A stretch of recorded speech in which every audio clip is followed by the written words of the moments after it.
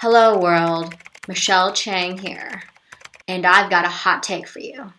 The emoji language is the world's most widely used language. In fact, 2.9 billion people in over 250 countries across the globe use emojis to communicate on a regular basis. Mandarin Chinese, which is, I would say, the second most used language in the world, is only used by 1.1 billion people on a regular basis. So, given how widespread we use emojis, have you ever stopped to think about why there are certain emojis and not others? Why is there an evil eye emoji and no Trinity knot emoji? Why is there a pride flag but no transgendered flag? Why is there a dumpling emoji and no pierogi emoji? So, given those questions, do certain emojis take precedent over others? Is that even a fair question to ask?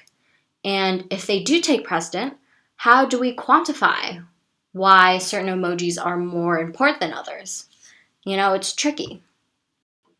Before we dive deep into those issues above, I'm going to give you a little bit of backstory, a little bit of color about how the tech industry works. So in each industry, there is a sort of standard of production. So for you people listening who are familiar with the fashion industry, the company Pantone is the one that determines colors that designers can actually use. If you guys are car people in the car industry, the National Highway Traffic Safety Administration determines the industry standard for things such as car seats and tire treads. And for the internet, the company Unicode is essentially the gatekeeper. They determine the industry standard for emojis across all tech devices. So Unicode is a nonprofit group. However, the world's biggest tech companies are actually members of Unicode and essentially have the most influence. And of course, these big tech companies are the majority American ones, like Apple, Microsoft, Google, and Facebook. So it doesn't matter what device or operating system you have, iOS, Android, Windows, just to name a few, all emojis are going to be the same across the board. They may have a different look, but you won't get different symbols. Now, Unicode also handles symbols in general. So this includes math symbols, various Arabic symbols, various accents that we don't have in our English language. And they do a very good job at codifying those because those are languages that are undisputed. Emojis, on the other hand, are quite different. Now, with the Unicode business, you can become a member of Unicode, but it is my understanding that the majority of decision making happens behind closed doors and is mainly in the hands of big tech companies and their employees. So essentially speaking, technology is controlling your autonomy. These tech companies are determining what you can and cannot say. And that's why it's problematic. Now, here's a specific example. Do y'all guys remember a couple of years ago when there was a gun emoji? It was a real, 6-shooter real revolver. And suddenly it was replaced with a water gun emoji, a green water gun emoji. Now, that's definitely a decision made with a left-leaning bias. And is it really correct for a small group of people to decide that for the rest of the world? I mean, can you imagine threatening to off yourself with a water gun? Nobody would believe you. Kidding. I'm kidding. Wait, was somebody triggered? But don't. Shh. Yeah, I'm sorry. A good pun knows no bounds. And I am clearly inappropriate. Okay, moving along, you heckler. Now, speaking of other biases, why isn't there a Tibetan flag emoji? Is it because companies are afraid of China and the power that they wield? Is it best not to include it because it would be insensitive to billions of Chinese people? Or is the truth that it is insensitive to a much smaller Tibetan population?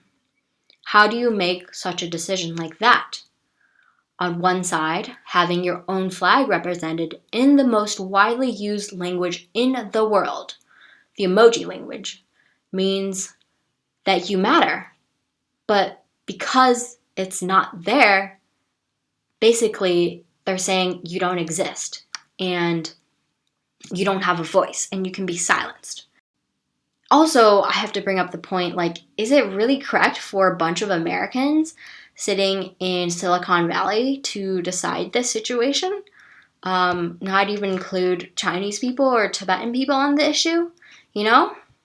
Now, not only are there issues in determining what emojis to add, but there are also issues in determining how emojis should look. Let me give you an example.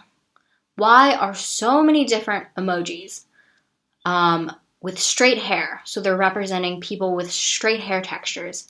And there isn't a single emoji representing people with afros. I mean, come on, look at all these. And you didn't think to include one with like an afro or with like 4C hair? Like, come on, dude. Is that feeding into the bias that the world has long held that straighter hair is quote unquote prettier than curlier hair? Or did the emoji community just do that because a larger portion of the world's population has straighter hair? And so you can see with that, it brings us right back to our Tibetan China issue. Just because China has a larger population, they, I guess have some sort of precedent over Tibet. And just because people with straighter hair are more represented in the world, they receive precedent over people with afros. And some people out there may criticize, oh, it's just hair. Who cares? Well, hair is an integral part of a person's identity and their ethnicity and their culture. And I don't think I have to say it, but representation is power. And that's where emojis come in. And so you can see why these are very, very difficult questions to have answered. And frankly, they're questions that not a lot of people ask, which is why I'm making this video. But since Unicode has a certain number of allotted spots for new emojis each year, they really can't, and please excuse the office talk, they really can't avoid stepping on people's toes. People are going to get hurt from this. Now, I've only discussed 3 specific examples in this video, but you can see how complicated this issue can get when you extrapolate it to other areas of the human existence. So, to summarize this video, trying to bottle down the entirety of human experience across cultures, across countries, across the globe into just 3,000 characters, which is how many emojis there are currently, it's really tough and it's really tricky. And I don't exactly have the answers, but I wanted to bring this issue to light because I don't feel like anybody's talking about it. With that, I want to say thanks, and actually, thank you, good sir. And I am peacing out. Bye, guys.